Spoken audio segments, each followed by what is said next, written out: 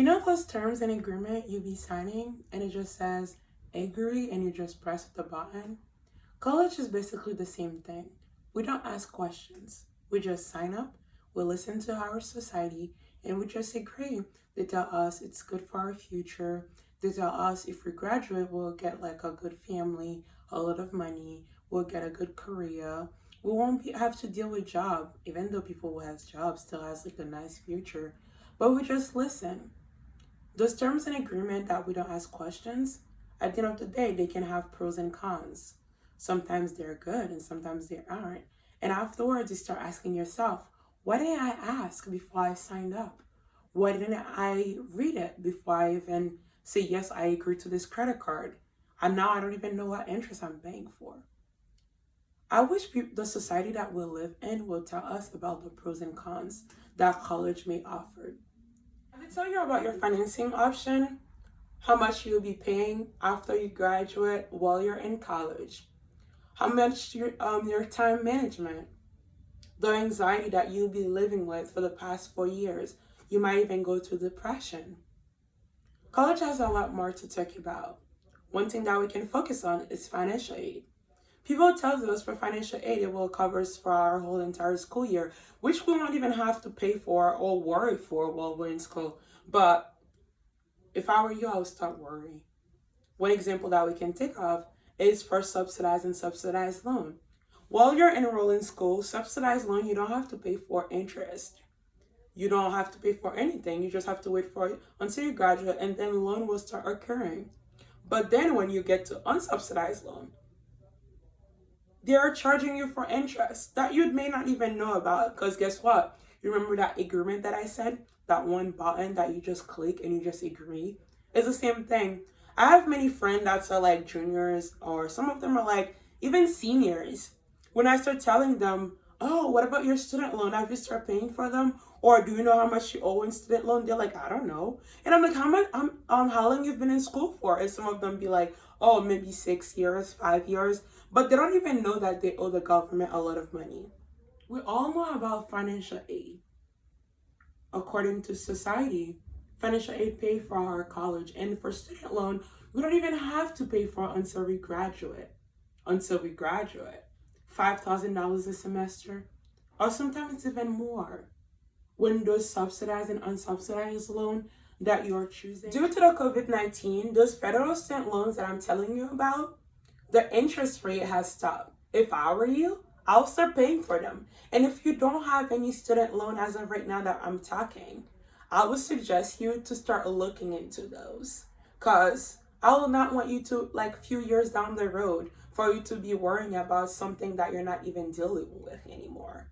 According to Week News, about 46 million Americans owe 1.6 billion in student loan, which sounds like a lot. And mind you, that's per student, it's about $5,000 a semester. $5,000. Though I'm telling you about the student loan, it can be a great investment if you're thinking as an investor.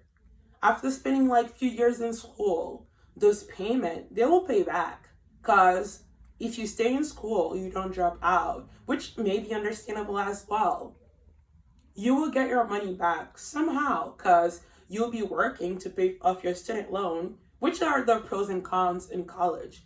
You borrow a lot of money and you end up paying a lot of money.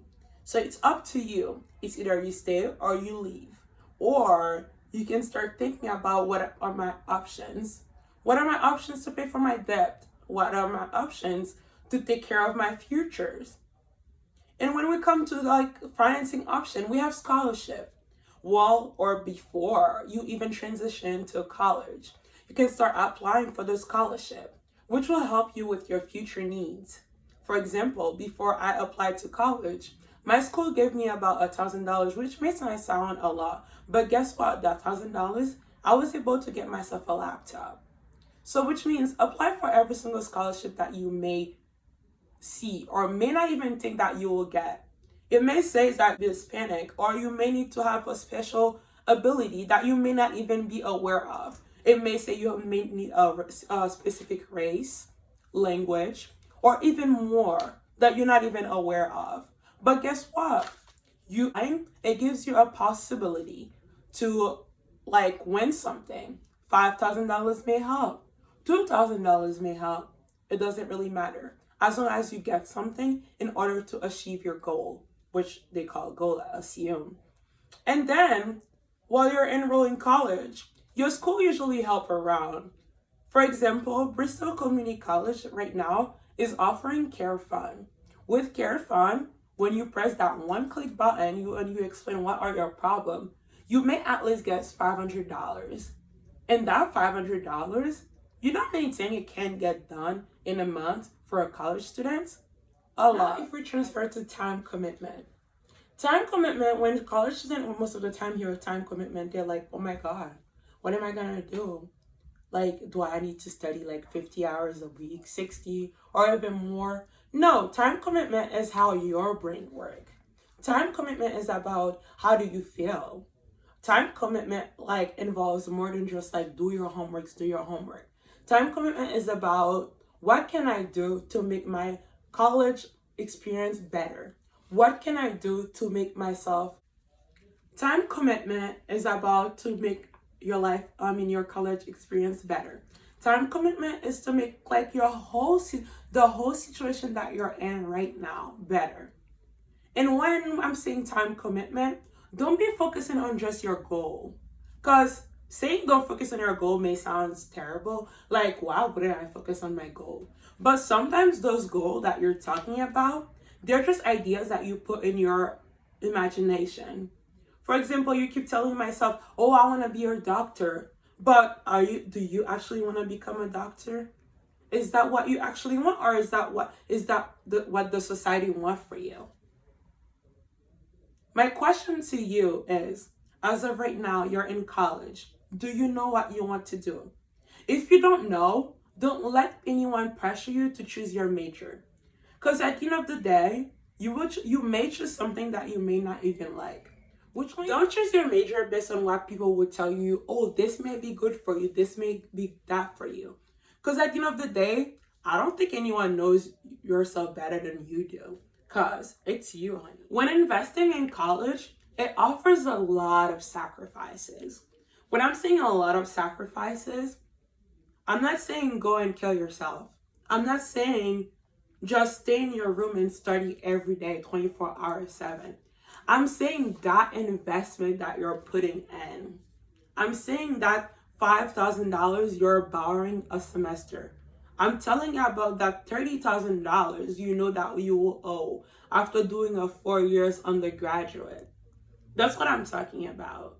According to Dave Ramsey, the most important decision about your goals is not what you're willing to do to achieve them, but what you're going to give up in order to have those. So if you believe that being a doctor is what you want to do, what are you willing to give up?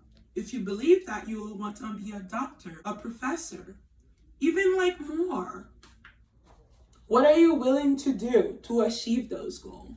What are you willing to do to put all of this effort in that you're talking about? What are you willing to do? Me personally, as a college student myself, I've done a lot in order to achieve those goals that I'm telling you about. I've done a lot to learn about my financing options. I've done a lot to achieve my goals. And those goals that I'm telling you about, they weren't stuff that I planned like 10 years ago. They're stuff that I'm planning as I'm talking to you right now. There are plans that I'm planning and that I don't even know what are going to be the result. But guess what? Even if those results are positive or negative, turn them into your weapon. Turn them into something that you're gonna fight with. Turn them into something that you will like strive, like something that you'll use in order to still like get something out of it.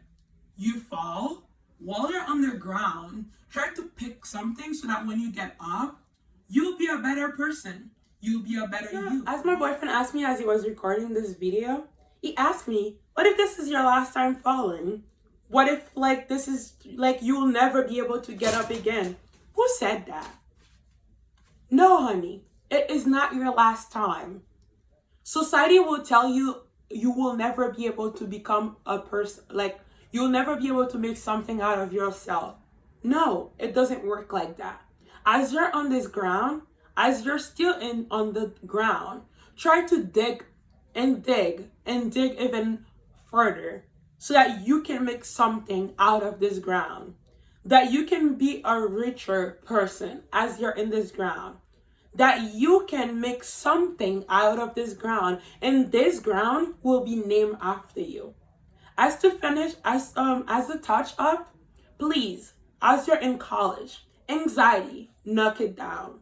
Stress, knock that down as well. Experience like bad or good experience, knock this down, because while you're in college, it has its pros and cons. I know I've been talking a lot about financing. I know I've talked about how much you'll owe after college. I know I've talked about like how much you'll be owing a few years now and then. And I know I've talked about time management and all of those things. But use them as your weapon. Use them in your benefit. Now that you know you owe those old loans, and now that you know due to COVID-19, you can pay them off. Do so. If you cannot, please go ahead. Choose a plan B, C, D. It can be even X, Y, and Z. And if there is no more Z's, guess what?